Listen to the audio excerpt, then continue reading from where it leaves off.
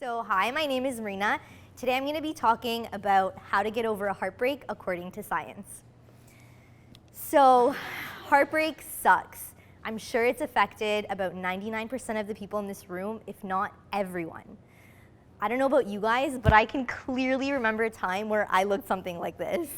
The last time I went through a heartbreak, I felt sad, lonely, vulnerable, angry at the world, and like it would absolutely never end. So, like any 21-year-old PNB student, I turned to science for help. A quick Google search results in about 7 million hits on how to get over a heartbreak. Apparently, I wasn't the only one looking for answers, and there's a lot of different people asking the same questions, and you have a lot of different opinions about how to get over a heartbreak. This one's my favorite, with pictures. It kills me every time. Lucky for you guys, I've narrowed down all of this information and summarized it into 5 easy ways of how to get over a heartbreak. Number 1 is listen to more Taylor Swift. So Taylor Swift is known for her songs about love and heartbreak, and it might seem counterintuitive to listen to songs about heartbreak as you're going through heartbreak. But some researchers actually found that participants who reflected on recent breakups over 9 weeks actually fared a lot better than those who didn't. So participants who reflected every week for 9 weeks showed less sad and lonely feelings, less intrusive thoughts about their significant other or ex relationship, and they showed a much greater emotional improvement by the end of the 9th week. So why does reflection help us deal with heartbreak? It has to do with this thing called self-concept. Your self-concept is the way you see yourself apart from anyone else. So the findings from the reflection study can be attributed to clarifying self-concept.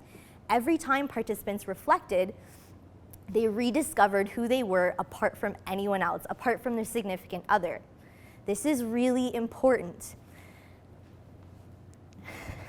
So you can regulate your self-concept through a bunch of different ways, whether it's through journal writing or talking it out with a friend or repeatedly singing, "We are never, ever, ever getting back together."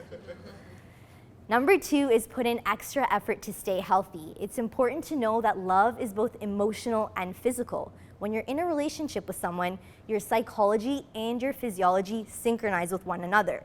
Your heartbeat, your thoughts, your hormone levels, all of it synchronizes with your significant other. So when you break up, it disrupts the synchronization and throws your body completely out of whack. It can mess with your mood, your appetite, your sleeping habits, and even your immune system. Your immune system especially becomes compromised during a breakup, so it's really important to do even the little things to help you stay on your feet and not in your bed sick. So even things like eating a little bit healthier, getting a little bit more sleep if you can, and maybe even exercising. Who knows, maybe these things will even distract you from thinking about your ex. Number 3 is pop some pills, and I don't mean the illicit drugs kind.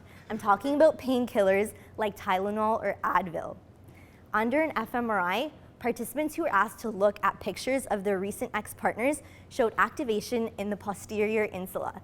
That's the same area that processes pain, like we heard before. Thankfully, since drugs like like Tylenol and Advil work on physical pain like a headache, they also work on emotional pain like heartache.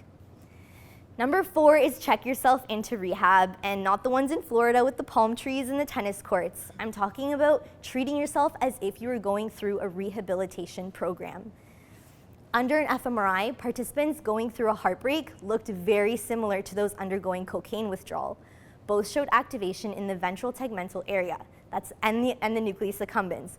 Those 2 areas regulate our reward system, and that deals with our motivation, our pleasure, our addiction, and coincidentally, strong emotions of love. So back to rehab. Since heartbreak and drug addiction look very similar, why not treat them the same? So in our case of heartbreak, if you're going through a rehabilitation program, one of the first things you're told is to avoid triggers and keep your cravings at bay.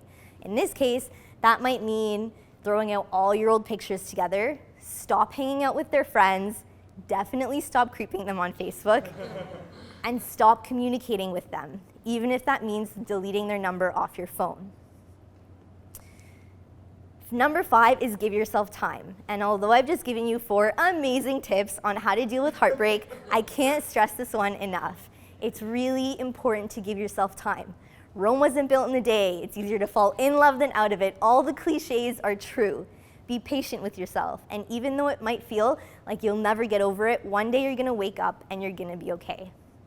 So to conclude, heartbreak sucks and it's painful, but there are ways to get through it. And according to science, when you're dealing with the heartbreak, you should give yourself time, avoid triggers, take some pills, stay healthy, and most importantly, sing lots of Taylor Swift. Thank you.